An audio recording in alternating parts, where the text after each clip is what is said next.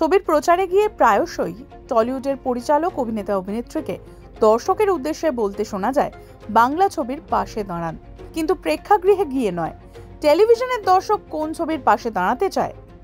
যতই content is king বলে প্রচার চলুক, ওটিটির রমরমার বাজারে বাংলা ছবির দর্শক সেভাবে আর হলে ভিড় জমায় না। জানেন টিভিতে কোন ছবি দেখতে বেশি পছন্দ করেন দর্শক? খোদ টলিউড ইন্ডাস্ট্রির হিসাবই বলছে টিভিতে সবচেয়ে বেশি টিআরপি দেয় কমার্শিয়াল ছবি, সহজ বাংলায় মাসালা মুভি। অথচ সেই মাসালা মুভি গ্যাটের কড়ি খরচ করে সিঙ্গল স্ক্রিন বা মাল্টিপ্লেক্সে গিয়ে দেখতে বেজায় অনীহা দর্শকের। কন্টেন্ট ইজ কিং বলে যে সমান্তরাল ছবি নিয়ে চর্চা চলে তার খদ্দের টিভিতে কার্যত নেই। যে মাসালা মুভি সেভাবে বক্স অফিসে ব্যবসা করছে না, তাই টেলিভিশনে গোগ্রাসে দেখে দর্শক। এতদিন বেশি বাজেটের ছবি বানিয়ে প্রযোজক নিশ্চিন্ত হতেন স্যাটেলাইট রাইটস বিক্রি করে। ছবির প্রায় 50 থেকে 70% টাকা উঠে আসতো সেখান থেকেই, কিন্তু এবার সেখানেই লাগাম টানা হচ্ছে। কি এই স্যাটেলাইট রাইটস? ছবি রিলিজের আগে সেই ছবির সত্ত্ব কোনো বিনোদনমূলক চ্যানেলকে বিক্রি করা হয়। প্রেক্ষাগৃহের রিলিজের একটি নির্দিষ্ট সময় পরই জেনারেল এন্টারটেনমেন্ট চ্যানেল বা বিনোদনমূলক চ্যানেলে সেই ছবি দেখানো হয়। দেব, জিৎ এবং অন্যান্য নায়কের ছবির সত্ত্ব অনেক সময় রিলিজের আগেই বিক্রি হয়।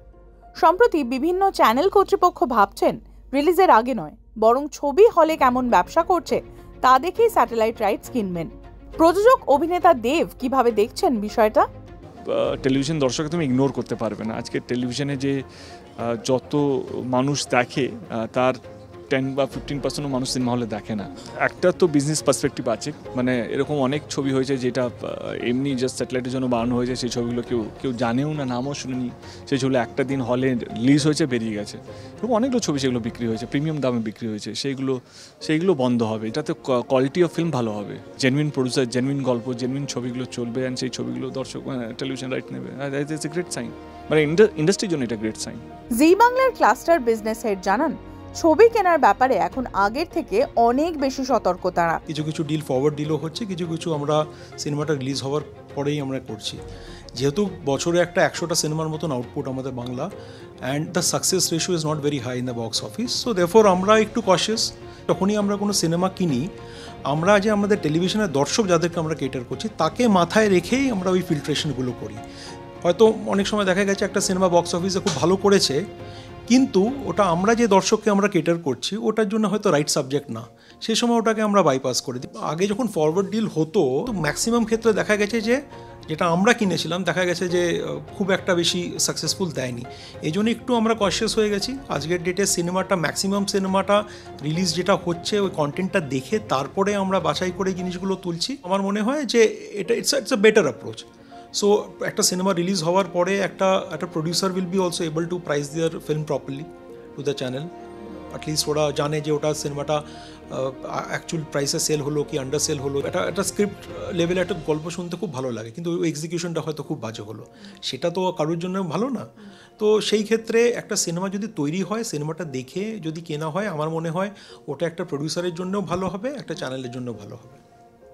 সম্প্রতি অভিনেতা প্রযোজক অঙ্কুশের মির্জা ছবিটির স্যাটেলাইট রাইটস বিক্রি হয় তা তৈরি হওয়ার আগেই। আগামী দিনে এমনটা হবে কি? সিচুয়েশনস হ্যাভ চেঞ্জড অনেকটা। আগের মতো নয় যে খুব ইজিলি সেটা সেল হয়ে যাচ্ছে ডিজিটাল আর মানে স্যাটেলাইট বা ওটিটি রাইটস। এখনও যে পুরোপুরি জিনিসটা হচ্ছে না তা নয়, কিন্তু সেই সব সিনেমার ক্ষেত্রেই হচ্ছে যার মেরিট খুব স্ট্রং। মানে ফর এক্সাম্পল পার্টিকুলার সেই অ্যাক্টর বা প্রডিউসার লাস্ট 3 বছরে বা লাস্ট 2 বছরে প্রত্যেকটা সিনেমা খুব ব্লকবাস্টার দিয়েছে বা ভালো দিয়েছে, তখন তার সাথে একটা প্রি ডিল ইজি হয়ে যাচ্ছে। তো সেই জিনিসটা এখনও নেই তা নয়, কিন্তু এই প্র্যাকটিসটা যে খুব ইজি ছিল কিছু বছর আগে, যে যাই হোক না কেন এই স্টারকাস্ট, এই গল্প আর এই স্টোরি ওকে আমি নিয়ে নিলাম, এখন সেটা হচ্ছে না। চ্যালেঞ্জ এইখানে হয়ে গেছে যে আগে যেমন থিয়েটারটা অনলি মোড অফ এন্টারটেনমেন্ট ছিল, সো মানুষ কোনো একটা সিনেমা এলে হুড়মুড়িয়ে থিয়েটারে গিয়ে দেখবে, এটা হয়। এখন যখন ভাবে যে টিভিতে শুধু ওই সিনেমাটা আসতে চাই নয়, টিভিতে আরও অনেক সিনেমা আছে already pre loaded, pre released, তো আমি একটা 199, 299 দেখে নেবো। সেইখানে একটা চ্যালেঞ্জ হয়ে যায় যে কোন সিনেমা বানাবো যেখানে মানুষ জানে 3 মাস পর চলে আসবে, তাও অপেক্ষা করতে পারছে না, আমি গিয়ে দেখবো, থিয়েটারে গিয়ে দেখবো। এইটা তো অবশ্যই একটা চ্যালেঞ্জ আছে। এবার এইখানে এইটা বলাটা ভুল যে তাহলে তো আর মানুষ সিনেমা হল যাবে না, না, যখন মানুষের ওই আর্জটা হবে যে এই সিনেমাটা যাব তো যাবেই, এবার মেকার্সদের সেই আর্জটা ক্রিয়েট করতে হবে through marketing, through good films, এই আর কি। বক্স অফিসে একের পর এক ছবি হিট। তিনি প্রযোজক অতনু রায়চৌধুরী, তাই তাঁর ছবির স্যাটেলাইট রাইটস রিলিজের আগেই বিক্রি হয়। তবে চ্যানেলের কাছ থেকে সবসময় সঠিক মূল্য মেলে না, অনেক সময়ই শোনা যায় বিভিন্ন প্রযোজকের মুখে।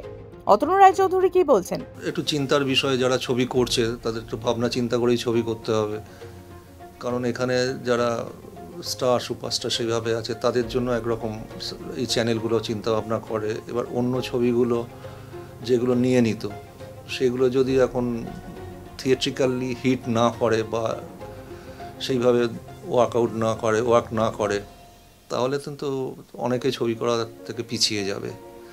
কারণ এটা তো সত্যি কথা যে অনেকেই আছেন যারা থিয়েটারে ছবি রিলিজ না করে স্যাটেলাইটে বিক্রি করবে এরকম চিন্তা ভাবনা করে ছবি করেন।